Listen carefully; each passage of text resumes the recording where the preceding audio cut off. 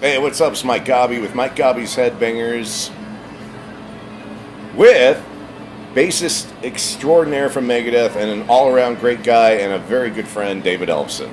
What's happening, man? All right. How you doing? So we're as real as it gets, man. We're at NYPD We're at a pizza joint. We just ate pizza. He ate a salad. I had some wings and pizza. And I'm holding this little handheld thing just so we get better audio. And, I mean, come on, man. We're just going to have a little conversation here. We haven't talked in a while. The last time I thought I was going to see you would have been up here with Scorpions and Megadeth. Right. And I was up here the night before for Lynch Mob. Great show. Had a great time. I wake up the next morning, buzzkill.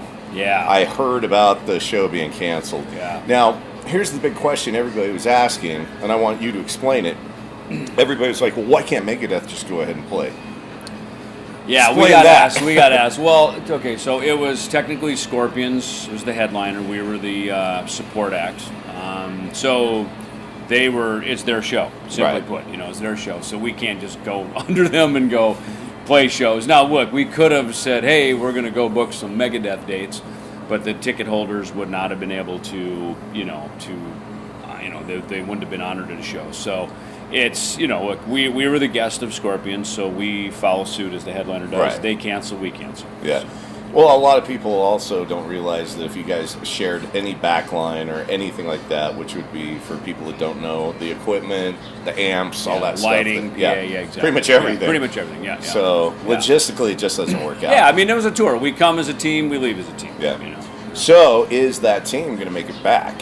Well, for a makeup show? I hope so. I mean, that was, it's funny that in this day and age where, because you're in radio. I know because I own a record label. And we both know because we go to concerts. I play them. We both go see them.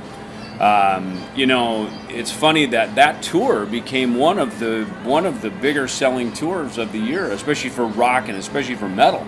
Right. That was an extraordinarily big tour, to play Madison Square Garden in New York, the Forum in L.A.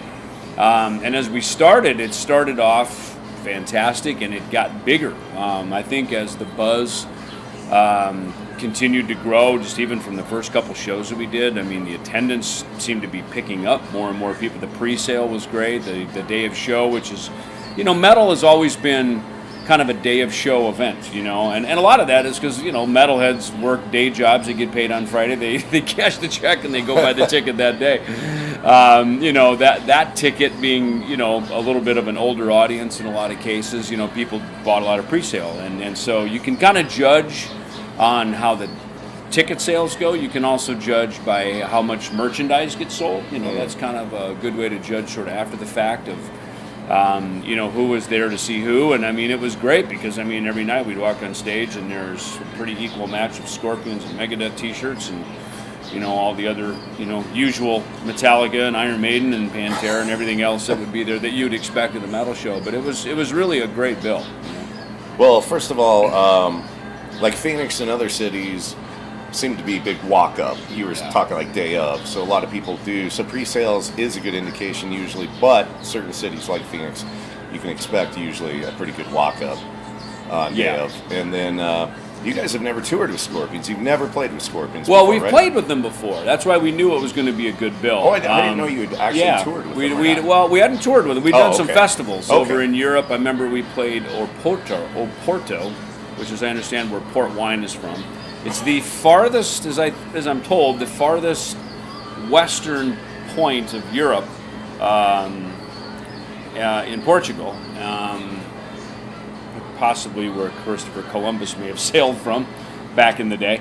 But there was a great festival there back. I think it was on Cryptic Writings for us that we played with them. And, of course, Dave and I and now Kiko, big fans, of course, of Scorpions, fans of the Uli Roth era, the Michael Schenker era, obviously the Matthias era. Matthias, I think, largely really changed their sound really developed in the songs that they have, especially the hit songs that they have. So, and it's funny, I've had in my my CD player in my car, the Strangers in the Night UFO Live remastered version that's got some extra songs and some extra stage band on it. So I've been reading the liner notes, and it's fun on this break that I have right now from touring to just go back and pull out records that I'm a fan of, and so with Scorpions, the shows we played with them, of course we always talk with Rudolph about him and his brother Michael and all things rock and roll, and it's amazing just between the Scorpions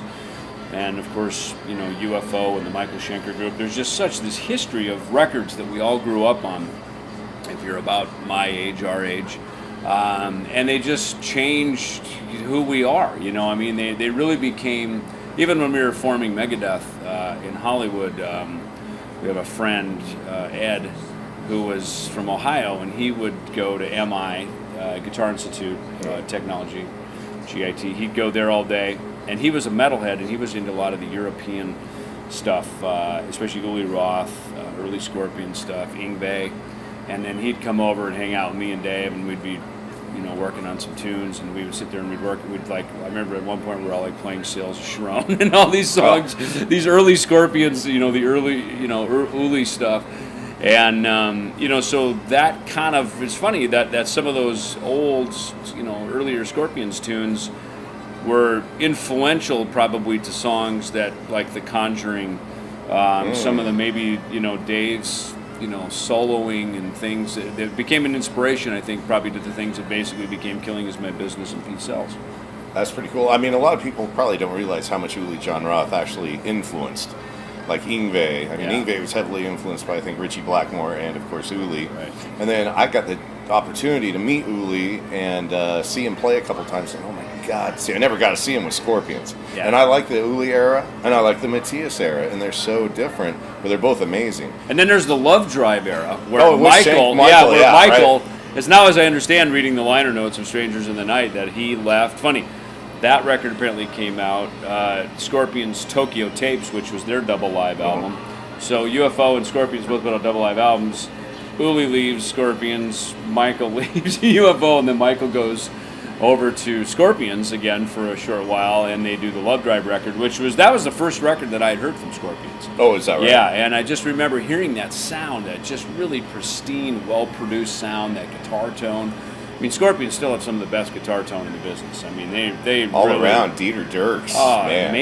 amazing stuff. So it's then you go back and you hear, Uli. Now it's funny because it's the case with this guy Ed.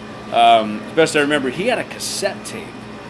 Mike Varney from Shrapnel Records brought Yngwie over in about 83, I guess, and brought him over to America. And Ed had this tape of Mike Varney and Yngwie sitting around just kind of bullshitting, smoking cigarettes and drinking coffee, whatever they were doing, and Yngwie would just start ripping on some licks and playing, and he was playing Sails of Sharon and some of this stuff, and you could just hear, at a young, I think he was like 19, 20 years old, a young guy, just the incredible raw talent of that guy, and I remember seeing Yngwie.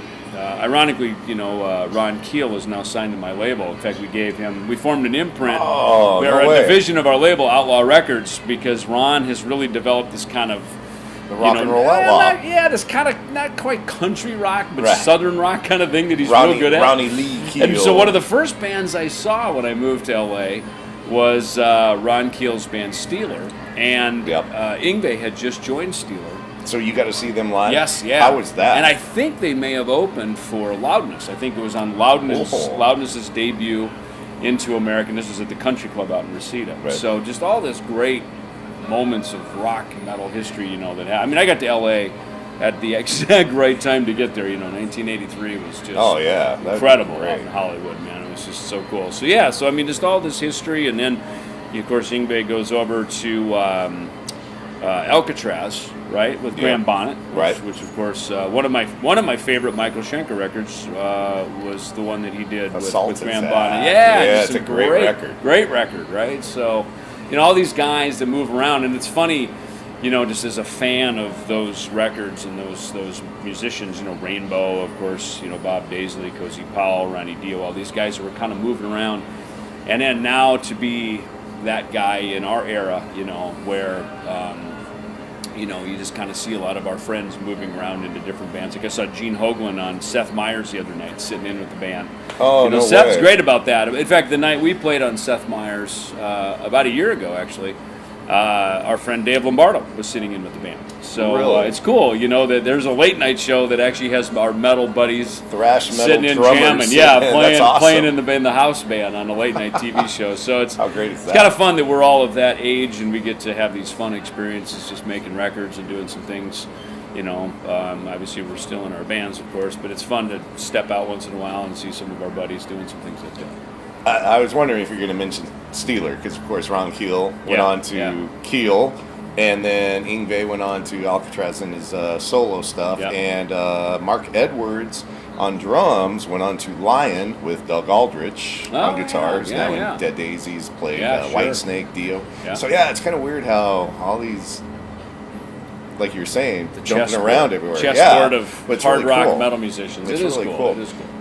Now let me ask you this: so you've toured with you played a show with Scorpions, and you did a little bit of this tour. What was your favorite tour out of any, if you can pinpoint one, with Megadeth? Like who you went out with, or either you were support, or they were headlining, or whatever. Well, there's a ton of them. I mean, I gotta say the Scorpions tour was great because after all these years. You can never take any of this for granted. You know what I mean? And things change. You know what I mean? People's tastes change. Like new metal came in, and of course, the '90s were rough for thrash metal. It was very rough, and fortunately, a bunch of us survived it into the 2000s, and then now are having our biggest years again. But it's I think part of it is if you don't die and you don't quit, you got a shot at another round at it. But you really can't take any of it for granted. I mean, so look, there were some great tours on the way up. I mean, Alice Cooper was brave enough to take us out on our very first big arena tour. Oh, really? When we got signed to Capitol Records. Okay. The Peace Sells for us. It was a Constrictor tour for him, and he was rebuilding a lot of his own career. He was had recently quit drinking, and of course we had not quit drinking yet. So he had that talk with us on the bus. But he was very brave to take us out, and has been kind of a father figure to us over the years, and it's so that was one where. I mean, boy, we were on the big stages, the big arenas, and of course Metallica had just done the Ozzy tour. I think Anthrax was out with Iron Maiden. So that was kind of the model is, we started these independent labels, you get signed to a major label, and then you go out and do the big arena tours. Ronnie James Dio tour that we did in '88, I guess, with on So Far So Good So What. We did 7 shows on the Seventh Son of a Seventh Son tour with Iron Maiden in that year, including we played Castle Donington, which was and I think still might be to this day. Now it's called the Download Festival, but it's still one of the big premier festivals, and at the time probably the biggest festival, at least across Europe, at that time. So those were fun moments on the way up, and then there's moments when we were the headliner, and things like the Countdown to Extinction tour was cool when we took out Pantera with us. It was Vulgar Display for them. We took out Suicidal Tendencies. We took out Stone Temple Pilots, and a lot of these bands. Now that's kind of an interesting give them their mix. first shot. Yeah, we got to then do what Alice Cooper and Ronnie Dio and Iron Maiden did for us. We were the band to be able to usher in the new talents and let them have a shot, and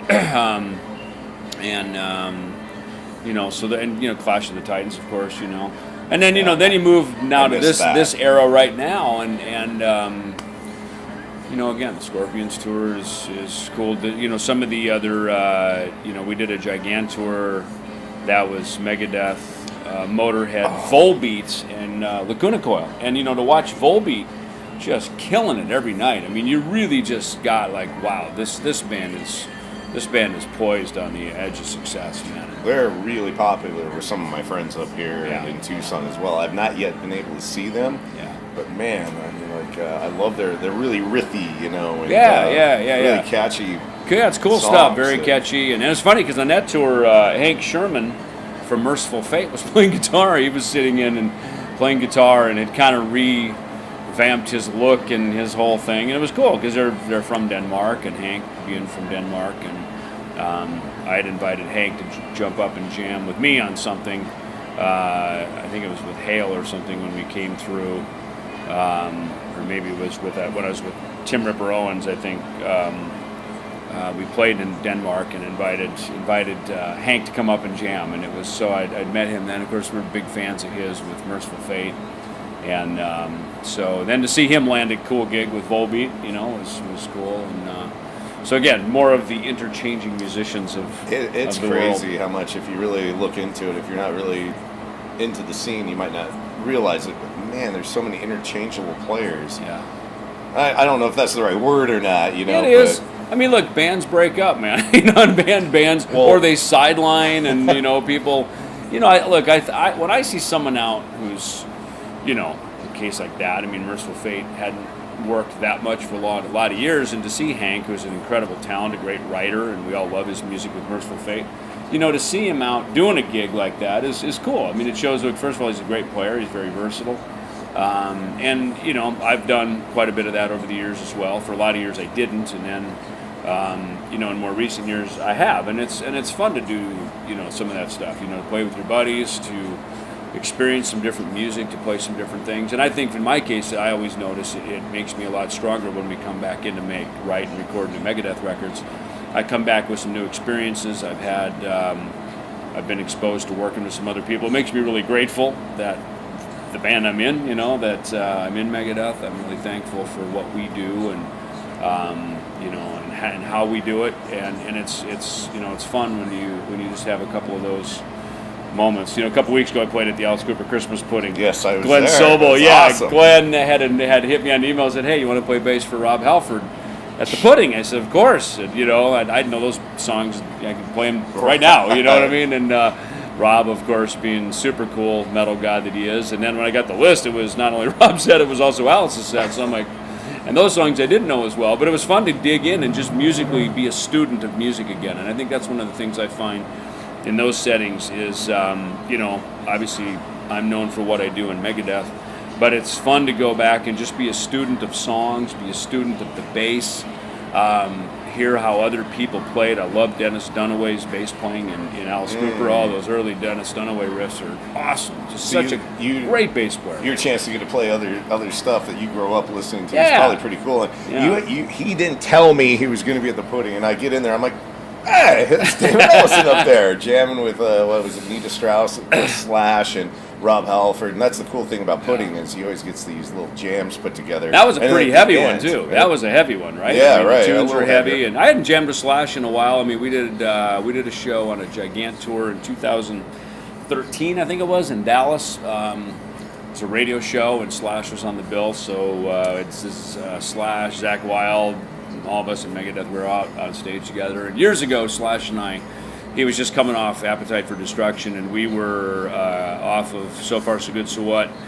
The band kind of half together, and the lineup change was happening where Marty Friedman and Nick Menza eventually would come in, and so me and Dave and Slash were hanging in Hollywood doing some jamming and playing. It was just fun, it was cool, and I really got to appreciate how Slash plays. He's just got this really just slinky, greasy style, yet he's that guy who not only is a great kind of rock and roll blues guitar player, but he's he really gets and understands metal music. He's a metalhead, and so most guys can't do both, but he's that guy who can. And so and again, just a guy who's just a real student of the guitar, and can play a lot of things. Obviously, he's very famous, so people ask him to play, but just stepping away from the fame side of it, he's a great musician, and a really a cool guy and easy to hang with. And there's certain people that can kind of morph in and out of jamming with people because they can check their ego at the door too, which is cool. Well, I'll tell you, don't do interviews after eating and drinking root beer. I'm like, You. try not to burp and stuff on the camera. But all right, so here's an interchangeable guy. Sit up. You want me to? I can burp you. I won't look as fat either. So anyway, Al Petrelli. Yeah. Megadeth, Alice Cooper. He filled in. I talked to Fred Corey about this the other day. I did a little story on air about I went to Winger, Great White, and Cinderella down to TCC in '89 in Tucson. And see, Tucson's that way, by the way. Yeah, it is. Just down south, yeah. So I got to go backstage, and what I remember, Fred and Eric were cool. Jeff LeBar, guitar player, was riding around on a mountain bike. Tom Kiefer seemed messed up. Imagine that back then, honestly. And Al Pitrelli was filling in for Mark Kindle on guitar at Great White. Okay. And then, of course, Al Pitrelli and TSO, Trans-Siberian Orchestra. I mean, so, all those car commercials you hear now on TV, that's all Al. You know, the Kia really? commercial. Yeah. Well, you know, it's that. funny. When Al played with us, we were on a flight to going to Japan, I think, and he said we were sitting next to each other on the plane, and he slipped me a CD. He said, "Hey, there's a little something I played on. Thought you might kind of like it." So I popped it in, and I listened to it, and it was the first TSO record, and I was just like, "Holy smokes, this is really amazing. This is really, really cool."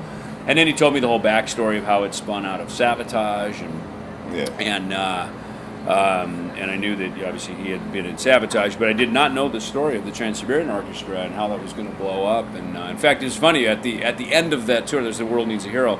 He asked me. He said, "Hey, you know, this thick Brooklyn, I ain't nothing, but you know, you want to play bass with TSO this coming this next month?" And I said, "Man, I'm burnt.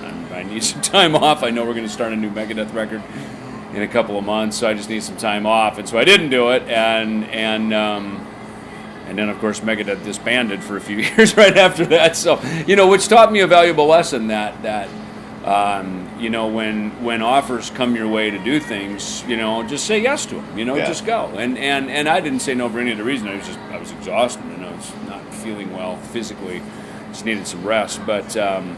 I go see Al every time TSO comes into town. I didn't go this year, but most years that they come, I go just because I love Al as a friend, and I'm a fan of his guitar playing, and it's fun. TSO is really just it's him. He just belongs there. It's fun to watch him. It's one of the most amazing shows I've ever seen. I went about 3 or 4 years ago for the first time, and it was just, the production value alone is just incredible. Well, yeah, you got all the talent, and and then again, for me to watch, knowing the Sabotage guys, because Johnny Lee Middleton and stuff, that when we did that Dio tour, it was Dio, Megadeth, Sabotage, so that was when I got to know them. But yeah, just to see, it's fun to watch Al be successful. It was great playing with him in Megadeth. I learned a lot from him. He had a lot of, here's a guy who had a lot of experiences playing in a lot of other settings, with Alice Cooper, filling in for Great White, to be the guy that could get the call and, be on the plane to Tucson overnight and step in and how play. Quick he had to get into it. Yeah, Jimmy DeGrasso, the same thing, a guy who had gotten some calls like, "Hey, the drummer broke the arm, can you be here in Cleveland tomorrow," kind of thing. Jimmy was the one that had to literally learn songs on a plane, right? Yeah. I think that's the story. Yeah, he literally came off the Alice Cooper gig and came over to Fresno and sat right in and had all 18 songs in Megadeth down. That was impressive. Yeah. I saw that. And I was kind of going, I'm like, so, the beginning of Holy Wars, we kind of goes, "No, I got it." I'm like, "Are you sure?" We're ready to walk on stage with this guy that I didn't really know and hadn't played with before. And he goes, "No, I got it." And he went out and counted it up, and pretty much played the set flawlessly. And that was, I was inspiring, man. As a musician, I was just like, wow, take note of how that's done. That was cool. Well, Megadeth music isn't easy to play. Exactly. That's why I was kind of going, "Man, are you sure you got this?" And he's like, "Yeah, I got this." So and he did. He really knew his stuff.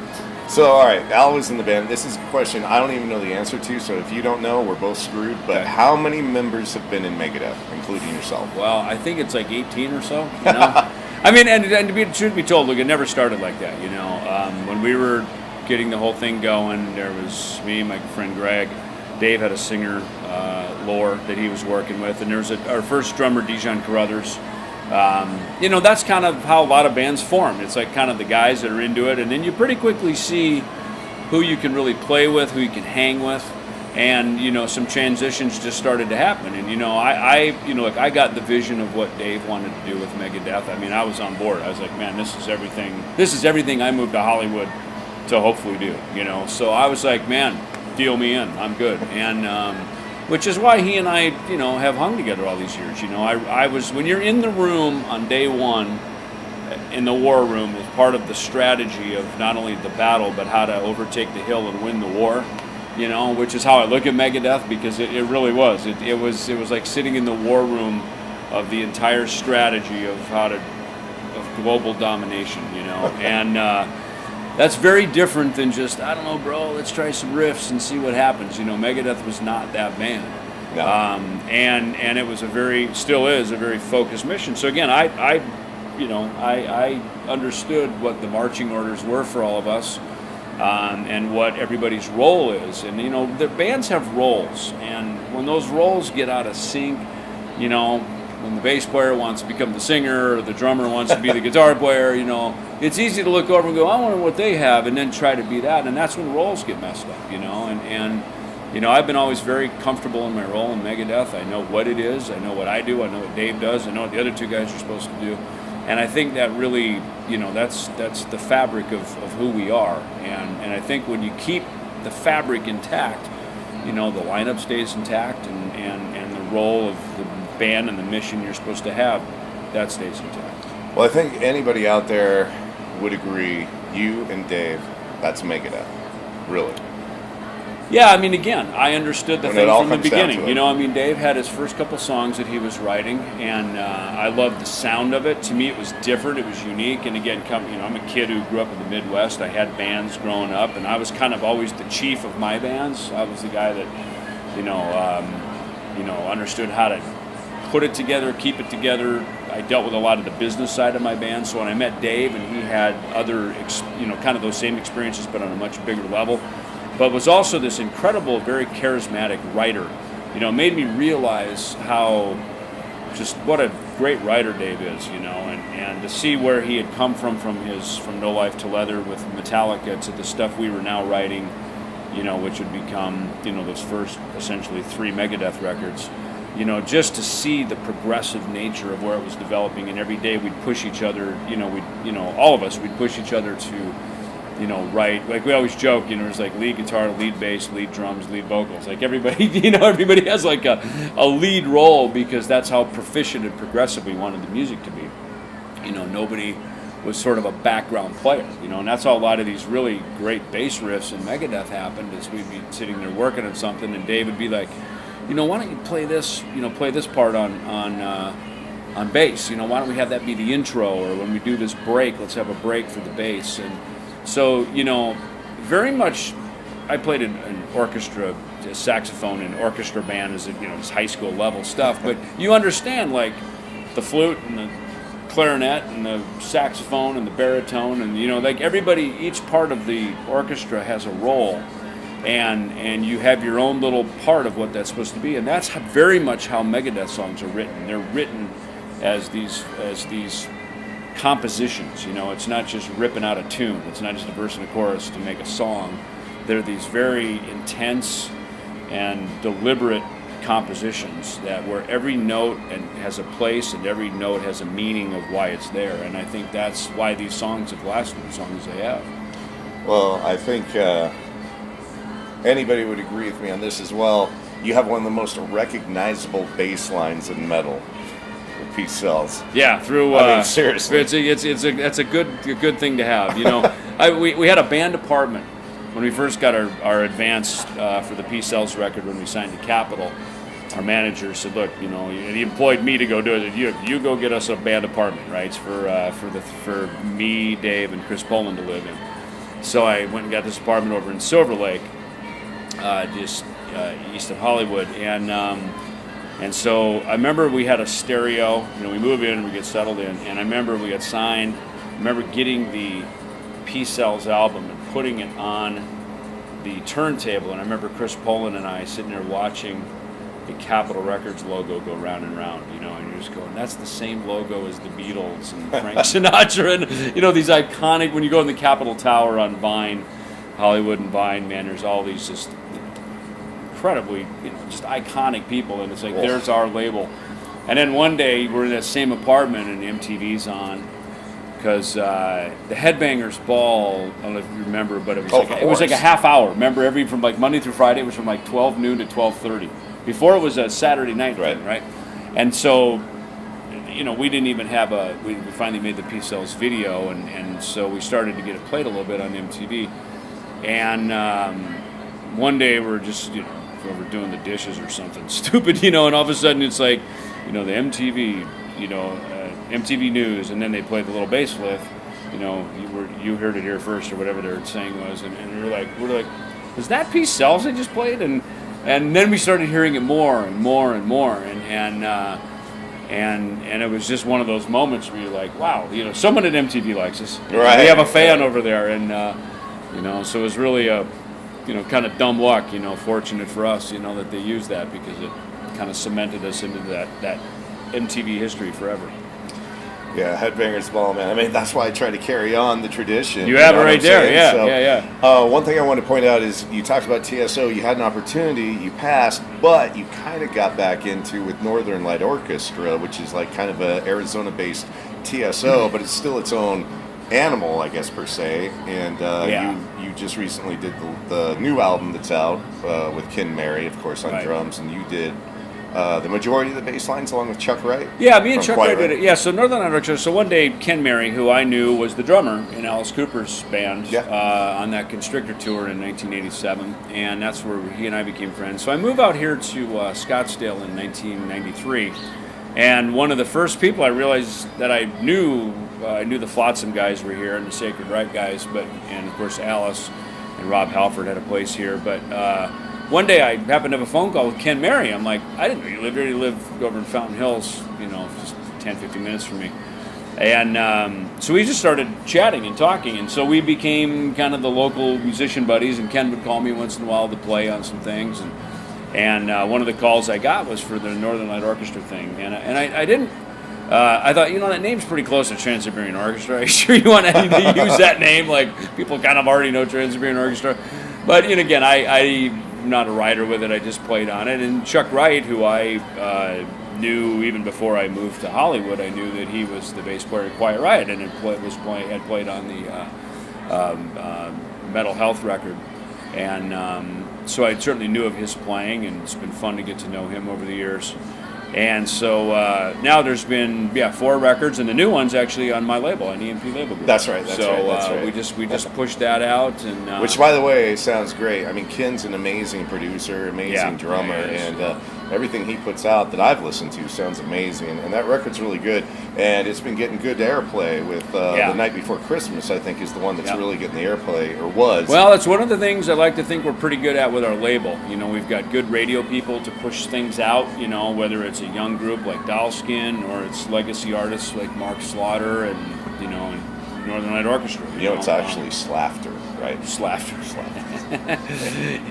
There's another guy, Mark, who just made an amazing record with Halfway There, and just honored that we could put his album out, and because people have options of places they can go, and we've kind of found with EMP that we've got we've kind of got a nice niche where a lot of artists that want to put records out again, and as much as every day it seems like a record store closes and things are going to digital and online, people of our age, if you will, still like buying physical product, be it CDs or vinyl. Yeah, you want that tangible thing. You can there look is at, that, just like you were saying, you're looking at liner notes with the UFO. It's a cool thing. It's part of that experience. It's how we learned when we were growing up buying records. Right. And like my daughter, I don't think she's ever bought anything. She always listens to Spotify. She taught herself how to play guitar on YouTube. No way. Really? Yeah. I mean, like sense. legitimately leared how to she was watching tutorials and videos and people who really knew how to play, and she's like an incredible guitar player. And I had to learn. I had Van Halen and Iron Maiden records, and I'd have to do the needle drop on the vinyl. You know what I mean? And learn the part and go back and needle drop it. So I wish I had YouTube and things like that to learn how to play when I was. No kidding, right? But hey, you did it. Well, I wouldn't say the right way, but it's one way. I mean, it does make your ear good. I mean, when I was learning how to play, I mean, tablature wasn't even around. Remember when tab came in? People, I now, of course, you have to learn how to use it. I learned how to read manuscript, from playing in orchestra band and piano lessons. And I remember when I got the Kiss Destroyer songbook, right, which was like piano, guitar, and vocal. Yeah, right. And Kiss had tuned down. I think that whole record was down like a half step to E flat. and I could never figure out, like, why are these tunings weird? My bass isn't in that. I can't even play that low. Like, why is this? You know, and of course years later you learn about tuning down and and how they wrote those things. And yeah, so I mean, look, things like tab and those things have made life much easier for us stringed instrument players. Right. You mentioned E flat and the tuning down. I bet so many singers had wished they had originally recorded E flat or maybe a little lower because the older they get, I hear singers tuning down. I hear singers, especially pop singers. I hear some things my daughter listens to, and these songs are huge hits, and these people are going to be singing them. One day they'll be 50 and singing in the casinos themselves, or state fairs. I'm thinking, oh, honey, you should have sang that a little lower. You know what I mean? Because people are singing at the top of their register, and thank God for tuning down. But or capos or something for them. But yeah, when you're young, I think all of us do it. We just go for it. We shred as hard and fast and hit stuff that probably a few years later we're not going to be able to, hit. But such is life in the music business. Now, the Mike Gaube's Headbangers theme song, you played the bass line too, and the amazing thing about that was, and going back to Ken Mary, he played most of the drums, so we had Wild McBrown, we got George Lynch on guitar, Nick Bocott from Grim Reaper on guitar, Steve Conley from Flotsam, Jetsam also played an F5 with you, John Aquilino from Icon, and a local guy that can just shred, Christian Vasquez from Sectus, and did I miss anybody? But you laid down those bass lines with just a click track, when usually if you record, it's the drums, and then you would do the bass line too. Right? Am I right about that? Yeah, you are right. So you did it with a click track, and I go and listen to that song, and there's parts that just work with the drums, and you didn't even know what the hell was going on. Well, ironically, that's how we recorded Dystopia, is we recorded bass to a click track. Dave had started to work with Chris and Kiko on Chris Adler on some demos, with another producer, actually, just kind of trying to get some things laid out. And Dave got really good at writing and working with Slate and some other drum programming to sort of get the demo ideas out of his head onto tape, to at least enough to kind of show us how they go. But when we sat down, I flew in and it was just me and Dave and Chris Rakestraw, the engineer, and I think co-producer. I think he got co-producer credit on the record. So it was us and Chris is also a bass player, so it was fun to have him kind of as bass input, as far as performances. But Dave, especially in Dystopia, he really had it laid out in his head, and I think that's one of the things working with him is sitting next to him, really just kind of our brains become one when we're working on this stuff, and that's what makes that work. So it's funny, when I recorded on your track, I'd already had pretty extensive experience laying bass down to just click. And I practice a lot to a click track or to a drum machine when I'm at home. I figure, look, I have to know the parts. When I'm on stage, it's nice to kind of, listen to a guitar cue, or maybe there's a vocal cue to know, okay, we're going into the, next section of the song. But for me, I want to know the song, and to be able to play it in time, to a click track, and to be able to, to really feel time. And as a bass player, we can kind of move time around. We can kind of lean on it if we need to move it, kind of give it a little more urgency, or lay it back and make it kind of groove a little more, So you're right. When the drums finally got on, the drums weren't necessarily telling us what to do. Right? The click is true time, and as we musicians sort of push, and we kind of, as rock musicians, I haven't played with Ken, Mary, and I hadn't played with George Lynch, but I have played with Steve Conley and even Aquilino, who's a seasoned player. Yeah. We all kind of know where we kind of want to step on the gas a little bit. Yeah. And we all kind of know during a verse, to kind of lay it in and groove it a little bit, So we've all made enough records separately that when we get in a room and we make something like we did for your theme song, you're bringing you probably got about 150 years of experience on that record. I can't believe it happened. I lucked out. Bruce Bray, a local guy here in town, guitar player, now he's composing for movies and stuff. Yeah. You're buying pizza today, by the way. Okay. That's the payment. All right. That's peanuts for what you did for me and what you have done. It's fun, though. You know what I mean? The truth of it is, like, you get a call like that, and I was actually in the studio working on something anyway, and, it's for me, it's still about playing for the fun and the enjoyment. The fact that a check shows up, maybe.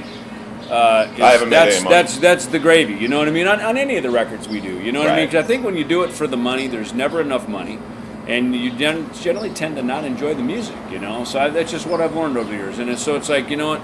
If you don't really like the music, or you're uncomfortable in the situation, then just don't do it. I mean, there's never enough money to make that situation worthwhile. So do it for the love of just getting in there and jamming and playing. That's what was so amazing about getting this song done was I just called in pretty much every favor I possibly had, and it worked. And I'm so proud of it just because it's mine, basically. You know, it's my theme I've used song. that track in clinics, by the way. Have you really? Yeah, it's really good. I did a show in Mexico. It was actually kind of a solo bass show. One of the first ones I've ever done. It wasn't really a clinic. It was kind of more of a show. And it was just kind of playing to some tracks and some solo stuff. And I used that, and it was cool. Nice. It was fun to play to because obviously all these great guitar players, you know, in the track. But to, you know, to really kind of show where the bass part lies in there and everything. And it's just fun tune to play to. Again, the way you laid down the bass lines, it just fit so perfectly. And all you had was the click track and the riff. Yeah. And then it all got pieced together. And then what Ken and Wild Mick did on the drums, I mean, it just all came together. And I love it, man. And so thank you so Trust much us, for doing we're that. professionals. Exactly. And that's the thing. I can trust these guys to come in and do stuff, whether it be like one of those thrown together jams, which I still want to get you a part of. But like when I got, we had Robert Mason and Brad Gillis and Dwayne Miller and Lance Eric together, and they played like Crazy Train and Don't Tell Me You Love Me, and they never rehearsed. They just get together and they did it. You know, a lot of those happen at NAMM. You know, NAMM show's coming up at the end of September, or end of January rather, and you know, there's a lot of those where, you know, people, and especially it's guys kind of my pedigree and my era, you know, I guess I should say, that are throwing, you know, whether it's Randy Rhoads jams or these Bonham bashes or the Montrose gig, you know, Metal Allegiance, these things that we do, and it's, you know, and they're fun to do because they're just that. They're it's like this, you know, NAMM's kind of the big annual summit, you know, and the fact that there's these shows that happen at night after NAMM, and on the weekend and stuff. It's cool that everybody's there. I mean, everybody's a great player, and it's fun to have those moments where you can just kind of plug and play and jam, and you know, that's the whole reason this whole thing even exists, is because we like to play music. Yeah, that's a great attitude to have, because if you lose that attitude, I think it really shows in your playing, and people kind of pick up on that attitude when they see you live and stuff. They can tell you're not into it. Honestly, I think the fans Speaking of which, why don't we go get a coffee over at Maverick Coffee? You can follow us over. Oh, yeah. Want to do that? You want to talk about that really quick? Yeah, well, I got Maverick Coffee. We're sitting over at NYPD here in Scottsdale and Shea. Like that, Scottsdale and Shea. And Maverick Coffee over here is the first retailer to carry Ellefson coffee here in Scottsdale, here in Arizona. So we just did a big event a couple of weeks ago, and I need a coffee. I need to wake up. So let's go get a Joe. I'm down with some coffee. And don't forget, Combat Records. Yeah. You got big stuff going on with that. Yeah. And, of course, EMP. EMP Label Group, and then Ellefson Coffee Co. These are all .com, by the way. EllefsonCoffeeCo.com. Yeah, give the actual websites. the EMP Label Group .com and Combat Recs, RECS, for records. And obviously DavidEllefson.com. And Megadeth, we got a ton of great stuff coming up now in 2018. Big tour dates coming up all across Europe. And so Megadeth.com. So that's where it's all going on. That's right. Well, I got to give you props on band-to-band combat. Yeah, for Combat Records. What a great, you know, the thing with words. thank you. You know, my partner Tom is great with that. He called me up one day, over a year ago. He goes, dude, I think we can get Combat Records. I'm like, really? So what is it? I said, because, you know, my royalties from Killing Is My Business come from Sony, so I know Sony is the catalog. And so we talked about it when the original owner, when Megadeth was on the label, Barry Coburn, they had sold off, you know, the assets, and Sony, I believe, has those. And then Kochi One had Combat Records for a while, and they put out a few records in the early 2000s, maybe. And, you know, so when we had the ability to get the name and relaunch it, you know, I mean, for us, it was about, man, this needs to go back to what it really originally was. This really, you know, this in the trenches thrash metal punk rock skater kind of record company, you know. Yeah, right. And that's what we want it to be. I mean, it's a lifestyle, it's a brand. Everything that we do, whether it's merchandising, the records we put out, and have it just be this lifestyle. It's so funny because when we made the announcement that we're relaunching it, I mean, the people that were just like, oh my God, I've got all those records changed my life, and I have the original Combat t-shirt, and, you know, I mean, all of a sudden you really realize, you know, what we've been entrusted with, you know, that it's a cool thing, and so that's our whole goal with it. And you know, the Bullets, I remember when they had the Bullets compilation record, and it had the Combat mix of Peace Cells on it, and it was kind of like a sampler that they did.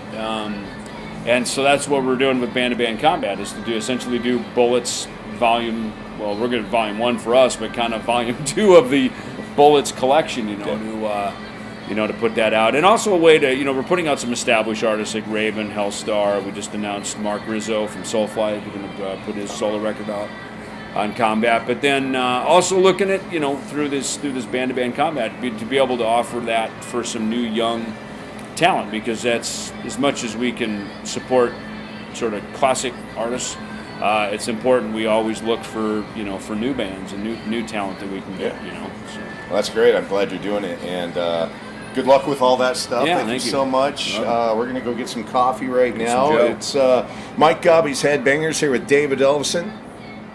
I'm a Gaube. I'm out.